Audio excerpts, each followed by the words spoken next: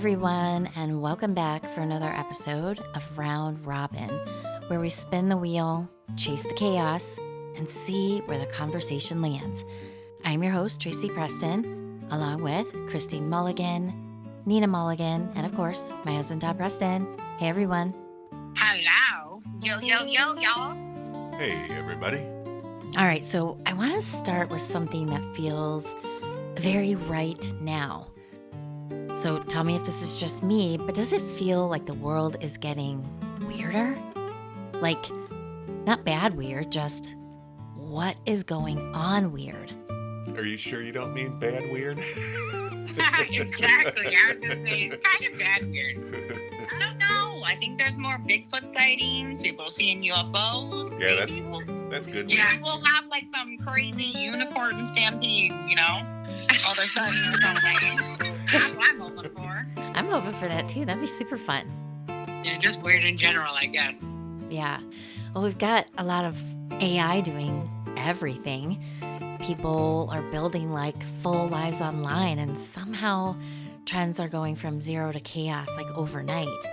So, Christine, what is something lately that made you stop and go, that can't be real?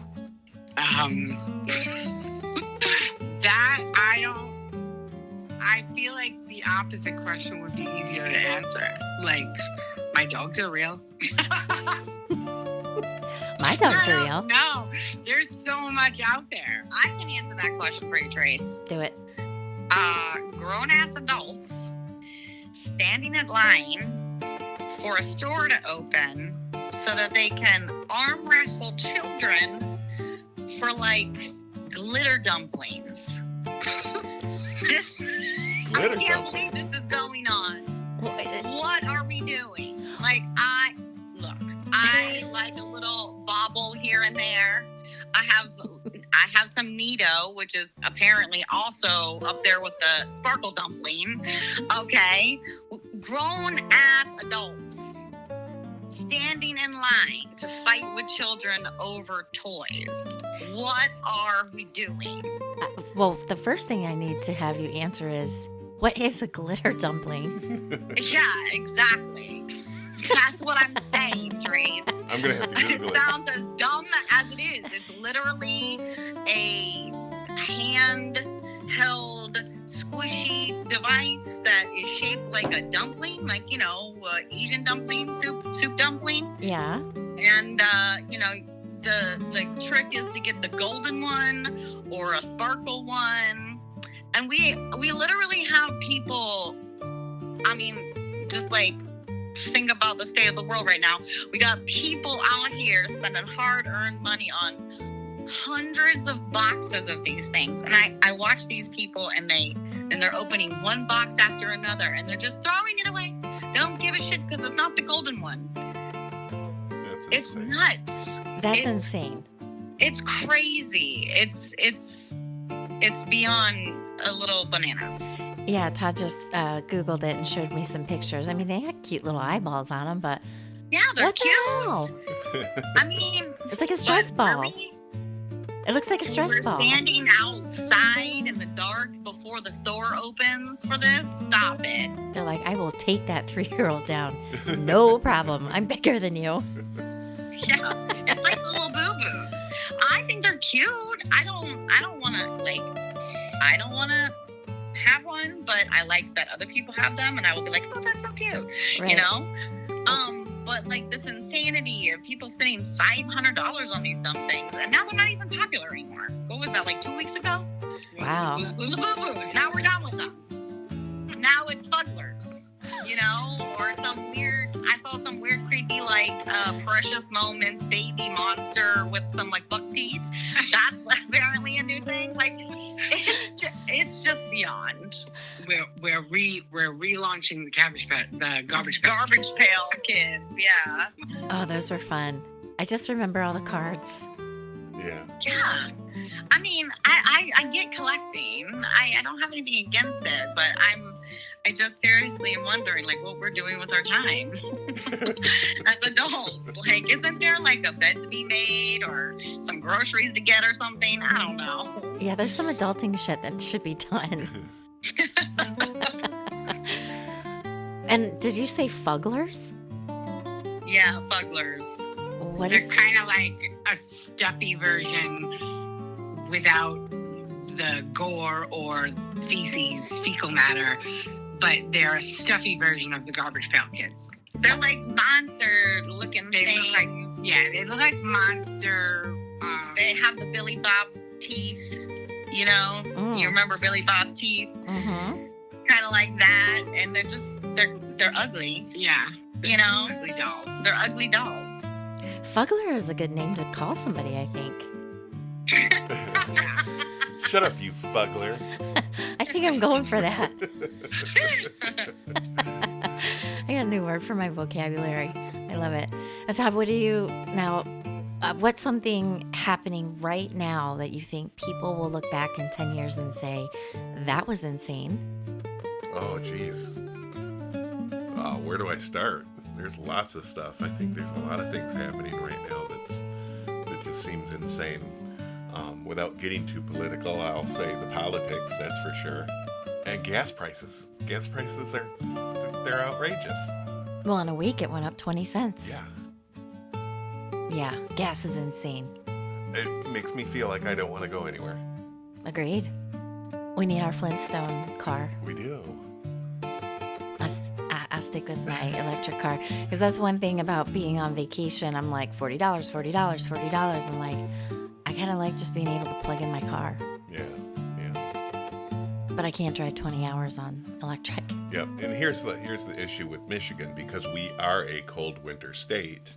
It does affect the battery life of the electric vehicles. So during the winter, the charge doesn't last that long in an electric vehicle, which is very inconvenient sometimes. It is inconvenient, and I know that firsthand. Yeah. It's been very cold. All right. Well, what about, let's bring it home with something we all share, the absolute chaos of being an adult. Because no one tells you growing up that one day you'll be Googling, why does my house make that noise at night? Or celebrating things like buying a new sponge. I love getting new I sponges. did too. Like, oh my God, the scrubby side's so scrubby. Yeah. Well, I got that Fuggler sponge, the one that's shaped like Frankenstein's head. Oh, that's true. I was so excited to get that. It's just a sponge. It's so hard though. It's really hard to use. It's like 2.5 inches thick. Yeah. Well, you get it all wet and soapy. What are we talking about, guys? What are we talking about? A Frankenstein. We piqued Christine's interest all of a sudden. Are you guys doing the dishes? It's like 2.5 inches thick, and it gets all scrubby and soapy. Soapy and pliable. Yeah, I think I became an adult at 26 when my mom said, "What do you want for your birthday?" And I said, "I want a trash can." I won a $127 trash can. This was when Simple Human first came out. And there was no way like that I would want to spend that on myself. So it's like you give up a gift for your birthday to get a trash can. You know what I'm saying? Like that's full-fledged adult right then and there. Yes, it is. I can't beat that one. No. Or car seat covers. Car seat covers. I get very excited when I put on my new car seat covers. Yeah, but those are practical. I mean, they're you want Again, them. adulting. Yeah, you want them, but they are practical for sure. Protect the seat. Protect the seat. And now, what is one thing you refuse to do as an adult, no matter what? Well, now that I'm done raising my children and I'm busy getting back to being a child myself, all of it. I don't want to do any of it no more. Okay? That's a fair answer. Yeah, man, I wish I was in your spot. I'm still raising a young teenager. Yeah. But I agree. But when you're done, you too can give up adulting because it sucks. Other than my job, everything else I give up. I am an infant. We're what do you call that? Aging in reverse.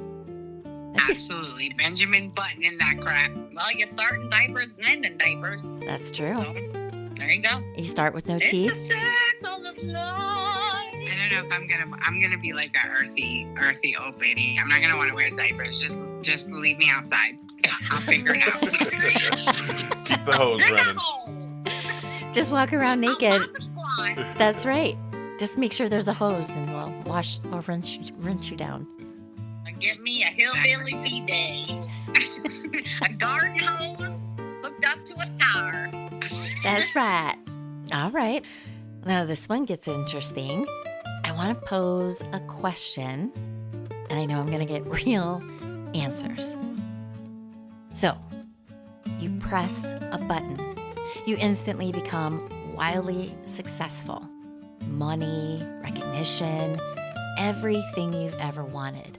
But everyone you've ever known forgets who you are. I'm going to clarify this because it's important. When you press the button, everyone you've ever known your entire life up to that moment completely forgets you. Your family, your friends, your partner, your kids. They don't just lose touch. They have absolutely no memory you ever existed in their life. Now, you still become wildly successful. People know who you are, but the people who loved you, they're gone. And you can never get them back. And if you try to reintroduce yourself, they don't feel anything. No connection, no recognition. So, do you press it? That's such an easy question. The answer is absolutely not. You cover up the button, you make sure that it can't be pressed, you pull it out of the wall, deactivate that fucking button, because there is no amount of success or money in the world that measures up to your friends and family that cheer you on and make life worth living. I agree. What about you, Nina? Would you press it? I would not press it. However, I do believe that I could break the spell with a kiss. So you would press it. I would not press it. I would not press it, but I'm pretty sure that I could break the spell anyway. That's right, because she's got the magical kisses. What about Exactly. you? Yeah. What about you, hon? Would you press it? No, I wouldn't, because I wouldn't want to lose you. Aw. And I don't know. I think I kind of already pushed some kind of button because I think everybody else in my life already forgot about me. But you didn't. So no, I wouldn't push that button. All right. I mean, there are some people that I wouldn't mind pressing the button on if I could select it. Yeah. Yeah, let's give them all the wealth they want. Bye. Sorry. All right, now let's flip it. What if someone you love pressed the button and you didn't remember them? I guess I'd never know. You'd never know. You'd ne- Yeah, you'd never know. And sorry for their luck. But I don't even see how that would be possible because, like, if you're married to somebody and you're living in the same house, just because they forget who you are, it doesn't change the fact that there's pictures of you all throughout the house and there's, like, your shit all over the bathroom. It's obviously a magic button. That stuff would be erased. So Oh. we're altering time Yes. for the rest of humanity. Okay. Yeah. Okay. For your That's humanity. possible. Just the people that you know from your past. Boom, done. Don't know who you are. Not even a glimmer. Not even a glimmer. Success isn't worth it. No. No matter how wildly successful. I don't know why I can't say wild. Lee. All right, now I came across something that stopped me in my tracks. There's this growing trend of people trying to digitally preserve themselves, like recording their voice, personality, memories, so that after they're gone, loved ones can still interact with a version of them. They're not just videos, but AI versions of themselves. Now, have you guys seen that AI program where, let's just say you have, like, your grandparents are in a photo, and then you run it through this program, and, like, maybe they were dancing, or maybe they're at a party where they come to life. I think that's intriguing. But Yeah, it's already a thing. I mean, AI versions of many, many, many millions of people already exist. Anybody who uses AI and their AI is learning them, they're learning them in a lot more ways than what you think you're inputting. They're learning you. If you uploaded photos from your past and you uploaded voice notes and recordings, videos, what have you, pictures even, just your photos in your phone, AI can interact as you with someone who doesn't know you very proficiently already. Well, I think it would be very interesting. Like, I don't know, like maybe could it be a hologram? Like you can just bloop, pop up your dead grandparents or an old friend, and to actually have a conversation with them and where it would sound like them and everything. That would be amazing. Well, this idea is actually not new because they kind of did it in Star Trek, the holodeck. You could go into this room and then everything seems real, but it's not really there. And you can interact with people that are not really there in an environment that's not really there. So this is an idea that's been around for at least, several decades anyways. Star Trek has predicted the future. They have, on many occasions. Yeah. I'd do it. I would love to have it. I think it's really cool. Yeah.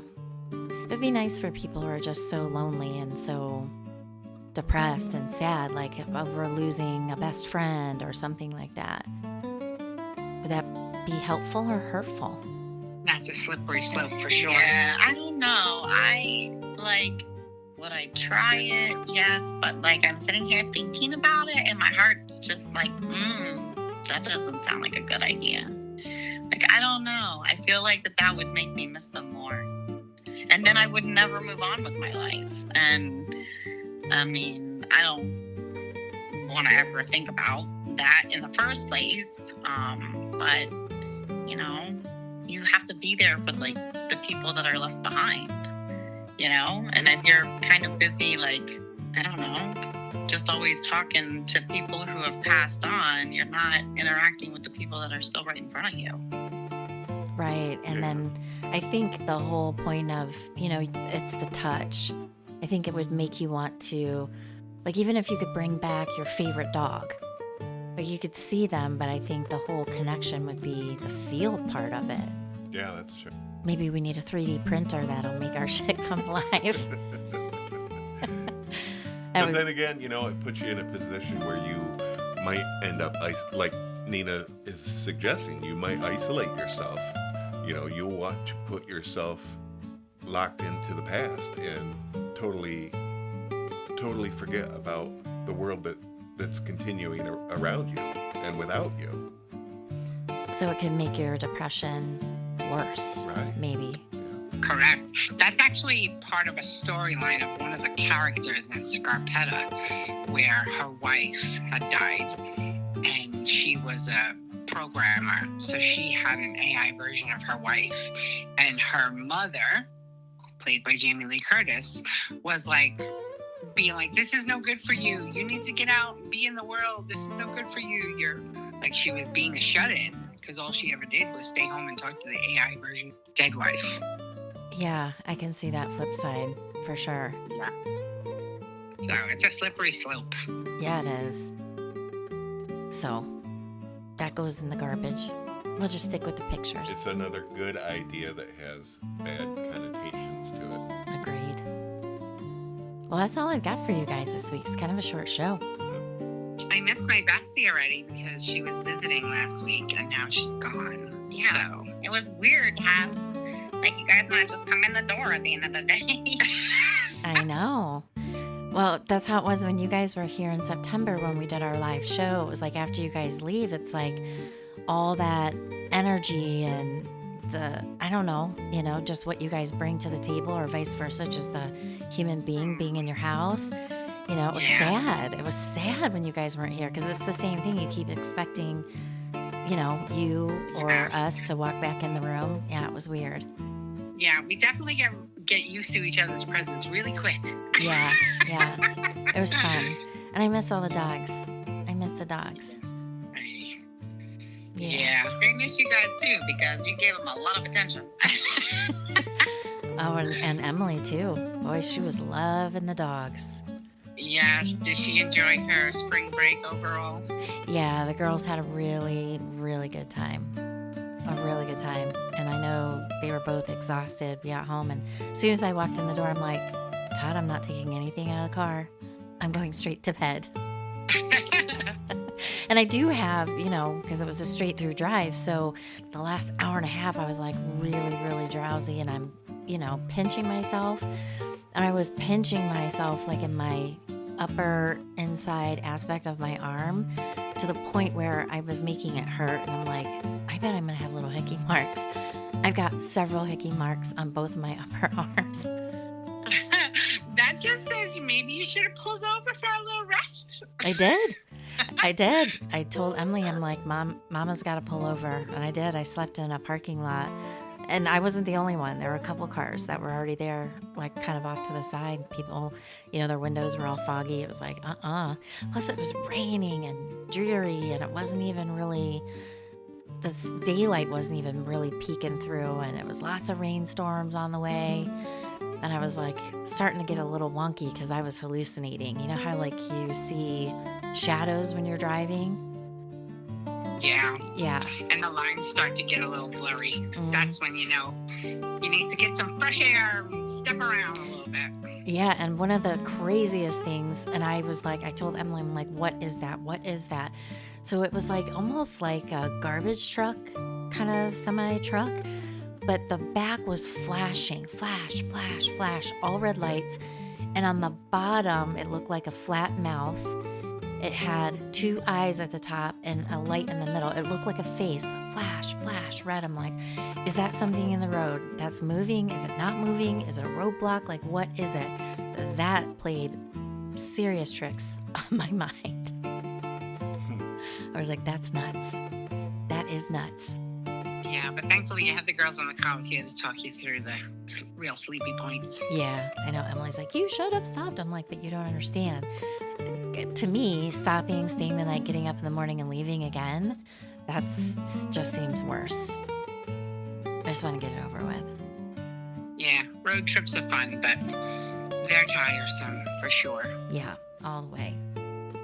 All right. All right, well, I hope everybody else enjoyed their spring break, all of our listeners out there. Yeah, I hope so too, because everybody was out. Everybody was driving. The airlines are just gouging tickets, and I don't think that's right. I don't think that should be allowed on holidays and spring breaks. They jack up their prices. It's not right. I'm actually for it because there was nothing better than in my childhood and in my children's childhood than taking a road trip somewhere and stopping at road stops. They used to love the vending machine game. It was a whole thing. What do they have? What are you going to get? We talked about it when it was close. We talked about it when we saw a sign that says, next area 50 miles, and especially coming from New York to Florida all the time when I was a kid, the best part about it was south of the border. Right. You know what I mean? Right. We stopped there, bought some fireworks. It's Yeah. just fun. It hopefully it starts making families have some more family time together and do some road trips. Yeah, more conversation. And speaking of like places to stop, we did stop at Buc-ee's. Oh, but of course. Were It's you just impressed? Was it just spectacular? it it was the biggest place I've ever seen. So like I had no idea. I just remember we had a conversation about the bathrooms a long time ago on the Round Robin show where like you go in, you press a button and it's like disco lights and all that. The line to get into the bathroom is insane. So all of us were like, nope, we're not doing that. But it's absolutely massive. It's like the size of almost like a Menards or something. It's huge. Yeah. Like a Walmart. Yeah. Yes, and you walk in and I was like, it is so loud. There were so many people in there. I'm like, I feel like I'm back at Disney. That's how many people were in there. Yeah. It always amazes me how many people not only stop at a Buc-ee's because it's off of the highway and they're traveling, but people go out of the area, go out of their way just to go to Buc-ee's. That's crazy. Well, they had the food smelled amazing. They had these big areas of barbecue and like like these big deli counters full of like really amazing like beef jerky, and then they had like cow skulls, like longhorn skulls, and then the skull of it was all glittered. What do you call it? Like bedazzled. Yes. All you could see were these big skulls bedazzled for acres and acres, it seemed like. But the girls weren't even up for it. It was just so busy that we kind of walked back to the bathroom, kind of looked, and all of us beelined it right for the door. We're like, nope, we're done. We're not doing it. I think we had enough peopling at the parks. Yeah, I was going to say, you guys spent all week in one park or another, so that's a lot. Yeah, it was enough. It's like, okay, we did it. We said we did it. So it's interesting. There's a bunch of those on the highway in the South. I think I started seeing them in like the Carolinas, like North Carolina, Georgia. And then Florida had some. Yeah. Yeah. All right. Well, how about we get into our Woman of the Week? Let's go for it. All right. I think I've got one maybe you haven't heard of. We'll see. I don't know. Knowing you, Christine, you've probably heard of her, but we'll see. All right. So this has quickly become my favorite part of the show. I'm so glad we're doing it. So this week, we honor a woman whose strength quite literally changed lives. The year was 1951, and the place was Baltimore, Maryland. A young mother walks into a hospital seeking help for something she doesn't yet understand.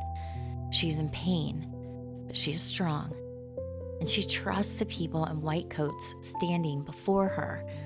And what happens next will change medicine forever, but not the way you think.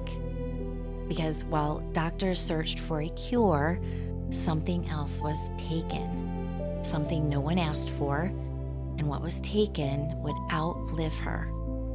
So tonight we remember a woman whose story was nearly lost, but whose cells never stopped living. This is just mind-blowing. I never heard of anything like this. This is the story of Henrietta Lacks. Does that ring a bell? All right. So she was I don't know that name. Okay. All right. I found a good one. She was a young mother whose cancer cells were taken without her knowledge in 1951. But here's what makes her story extraordinary. Those cells became the first immortal human cell line. And her cells are still alive today. But for decades, her family didn't even know. Her story raises questions about ethics, consent, medicine, and humanity. And in 1951, Henrietta Lacks went to Johns Hopkins Hospital for treatment. She had an aggressive form of cervical cancer. At the time, this was one of the only hospitals that would treat Black patients. Now, during her treatment, doctors performed a biopsy. Well, that part, that's normal. But here's where the things shift. So without telling Henrietta, without asking her, without any form of consent, a doctor named George Otto Gay took a sample of her cancer cells and sent them to his lab. Now here's what no one expected. Most human cells die quickly outside of the body, but hers didn't. Her cells kept dividing and dividing and dividing, and they became the first immortal human cell line in history. They named them the HeLa cells, so the he for Henrietta and the La for Lacks. Henrietta died later that year at just 31 years old. She never knew, her family never knew, and for more than 20 years, they had no idea her cells were being used all over the world. Now, her cells went on to develop the polio vaccine, advancing cancer treatments, studying viruses like HIV, and even contributed to modern vaccines that all of us on this call have had, the COVID-19 vaccine. And they've been sent to labs across the globe, and even today, her cells are still alive. And this is where it gets complicated because on one hand, her cells have saved millions of lives, but on the other, they were taken without her knowledge. Her family saw none of the early profits, and her name was almost lost to history. Now, if you're wondering, like I did, how this is even possible, this is a part that almost sounds like science fiction. Most human cells have a built-in limit, right? They divide and divide, and after about 40 to 60 divisions, they stop. Henrietta's cancer cells had something most cells don't actively use, and that is an enzyme called telomeres. And so you want to think of those as like, to give you a visual, is like the plastic tips on the end of your shoelace. So every time a cell divides, those tips get a little shorter, and eventually they run out. And the cell can't divide anymore, therefore causing cell death. But Henrietta's cancer cells had something most cells don't actively use, and that's the enzyme telomerase. And that enzyme basically rebuilds those protective tips over and over again. So instead of wearing down, her cells just kept repairing themselves. And on top of that, her cancer was extremely aggressive, caused by a strain of human papillomavirus that made cells grow rapidly and uncontrollably. So you had cells that divide fast, cells that don't age normally, cells that don't die when they should. Her cells didn't just survive outside the body, they thrived, which is bonkers. They became the first cells scientists could grow indefinitely in a lab, which is why over 70 years later, they are still alive. Her cells had a built-in reset button, so they never aged and they never stopped dividing. It's complicated because on one hand, her cells have saved millions of lives, but on the other, they were taken without her knowledge. Tonight, we remember a woman whose story was nearly lost, but whose cells never stopped living. She was never asked, but the world has been answering ever since. And this is why we honor the life of Henrietta Lacks. Now, I know you've got a lot of opinions about the consent. I mean, what do you guys think about that? I do, but listen, I did know this story, actually. I just didn't know that name. The telomeres and the telomeres, that discovery and that realization in and of itself is what has based a lot of emerging technologies as far as biological technologies. And it really is amazing. But we all have it. It's just learning how to help them along. Like antibiotics help our bodies fight disease. There's got to be something that helps our bodies develop and sustain telomeres and telomeres. So it really is interesting. It's very interesting, like how in this one woman, and I'm sure, I don't know, I would imagine there's other people where somehow something got unlocked in those cells. I just find it absolutely fascinating. Yeah, I agree. It is absolutely fascinating. But to get back to the question that you were asking about consent or no, or you know, how do we feel about her family not profiting from anything that came from it? The sucky thing is that it happened so long ago. It happened before women really had rights. So she didn't have any rights to have gotten consent from her in the first place. Right, because not only was she a woman, she was a Black woman. Exactly. So as we were labeled as women, and furthermore unfortunate, as Black women, we were owned. We were property. We didn't have to give consent, which is the infuriating part of all of that. Agreed. But thankfully, we've come a long way, even though we're teetering a bit right now. We've come a long way from then, at least. Agreed. All right, well, it's that time. So let's spin it forward into our round robin recommendation. So as a reminder, our spin rating scale is 1 spin, only if you're bored, 2, background noise, 3, solid watch, 4, highly recommend, and 5, drop everything and spin immediately. You guys want to go first? Yes. Okay. Love on the Spectrum. Netflix. I say it's a 5. I love this show. It's on its 4th season and it just came out the 4th season, but we've watched them all. And it's just, I just love it. I love love, and I love to watch it for the first time. And there's something just like so magical, yeah. magical is something magical about the way that they approach it, and the excitement that they get, and the innocence of like just really wanting to have like a partner, and also seeing that they go through just as much trouble as Fully able people. like is that what Fully- you say? Fully able people? Yeah, you know? Okay, I give it a 3 because it is enlightening to watch the innocence of someone on the spectrum. Talk about love, talk about dating, talk about their fears and insecurities. It is enlightening for the average abled person that may not be on the spectrum. However, I think that some of it is inappropriate.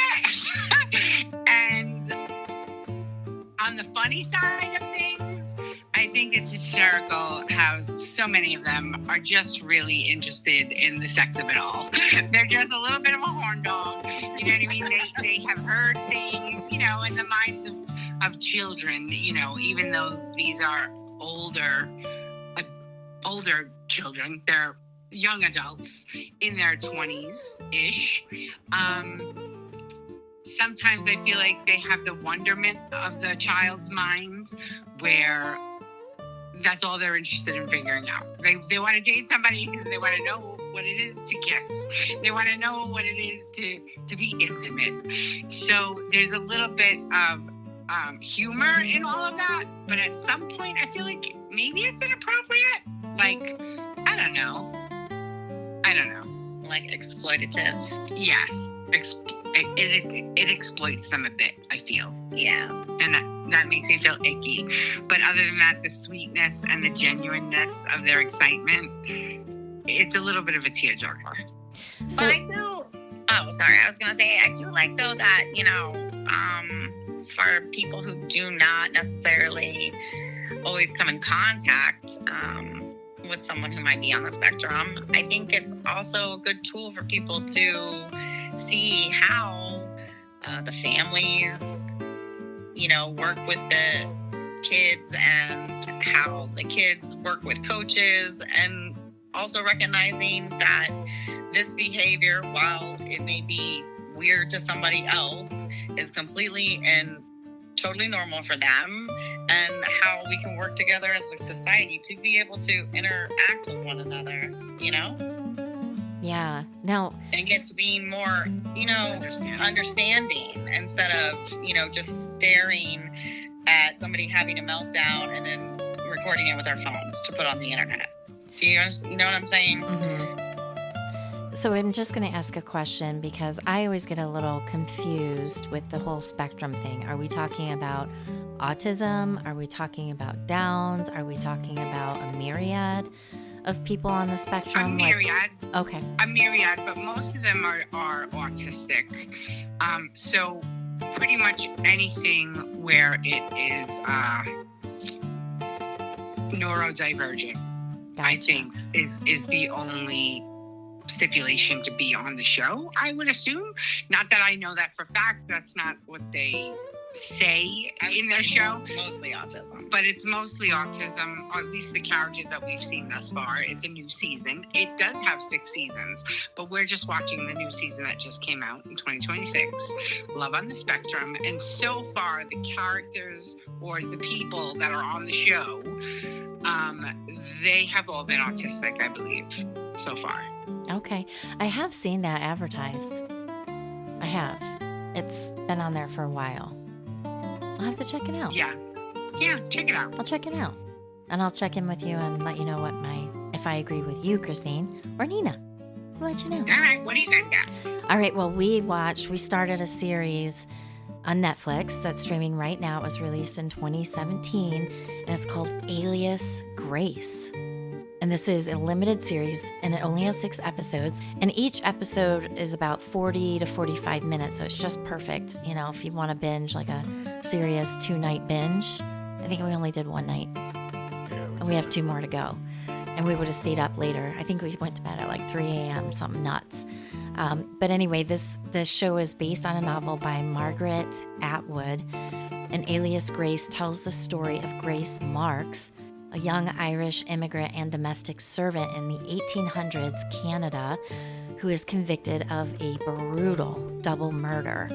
Now, Sarah Gadfon plays the role of Grace Marks, and she's fantastic. Yeah, she's really cool. Fantastic.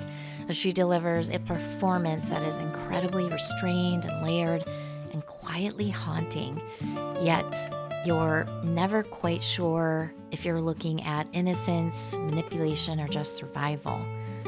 And that uncertainty is the entire point of the show. And what makes Alias Grace so powerful isn't just the crime, it's the world that Grace is living in. And I think this is so important with just where we are as women today to really go back and see what life was like back in the 1800s. And for women, especially poor immigrant women, life was brutally limited. So people like Grace Marks, they couldn't vote, couldn't own property independently in many cases, and had very little say over their own lives. Most women only had a few options like the domestic service or marriage or survival on the margins. We've all talked about these things in the past. Now, being a domestic worker back then, you were living in other people's homes and you were isolated, or your family kicked you out. And these women are extremely vulnerable to exploitation, harassment, and violence. And if a woman was accused of crime, especially one involving violence, she was often judged not just on evidence, but on whether she was seen as moral, obedient, or dangerous. And Grace Marks becomes a reflection of how women were perceived, how their stories were controlled, and how easily they could be labeled and dismissed. And what makes this even more unsettling is that the men studying her, trying to determine if she's sane, are doing so through the lens of a world that already limits what a woman is allowed to be. So you're left wondering, is Grace hiding something, or was she never truly seen to begin with? Alias Grace isn't just about a crime, it's about what it meant to be a woman in a world that didn't give you a voice. And for me, I'm going 5 spins. I think drop it and spin it immediately. Yeah, I think I would go ahead and give it 5 spins as well. One of the things that I really enjoy about this show is it being a historical show. It really puts you in that period where you can imagine what it was like to live back in those times.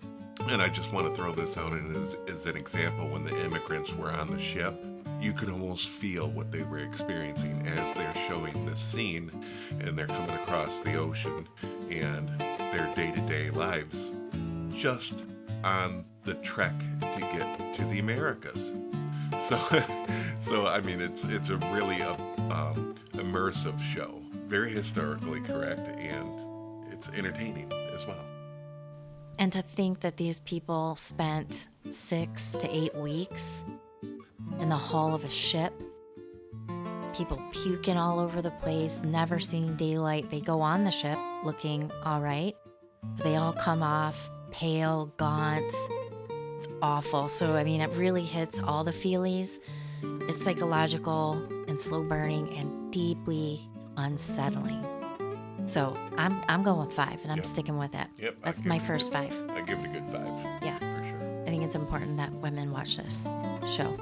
So that's all we got for you, everyone. Thank you so much. As always, we appreciate you. Please make sure to like, share, subscribe, and give us a 5-star rating on Apple Podcasts or Spotify. It helps the show to grow, and we would really appreciate it. So thanks, everyone, and we will see you all back on Friday for F-Bomb. Have a great week, everyone. Bye. Bye-bye. Adios. Adios, amigos.